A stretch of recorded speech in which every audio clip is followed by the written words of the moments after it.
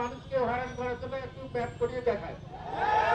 তিন আসনে যে আমরা ছিলাম, আমরা তিন আসনে থাকতে চাই, তিন আসনে ভোটার হতে চাই। আমরা এই পর্যায়ে আমরা আমাদের নয়ন ওয়ার্ড থেকে আজকের এই আমাদের করার পর আমরা স্মারকলিপি প্রদান করবো। আমরা মাননীয় নির্বাচন কমিশনার তিন আসনে অন্তর্ভুক্ত করা হোক, আমাদের ভোটার করা হোক। আমরা আমাদের কার্যক্রম এখন শুরু করবো।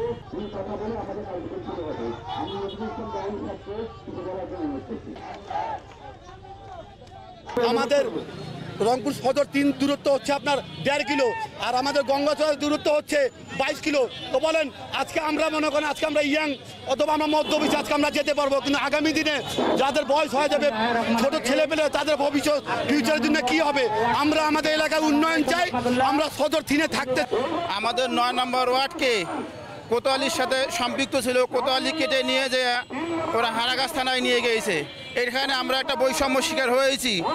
আবার ঠিক একই পায়ে তারা হত করছে যে আমাদের 3 আসন কেটে গঙ্গাছড়া 1 আসনে নিয়ে যাচ্ছে। আমরা স্বাধীনতার পর থেকে 3 আসনে আমরা 9 নম্বর ওয়ার্ডবাসী আমরা ভোট দিয়েছি। এখন আমাদের সেই গণতন্ত্র তারা হরণ করতেছে।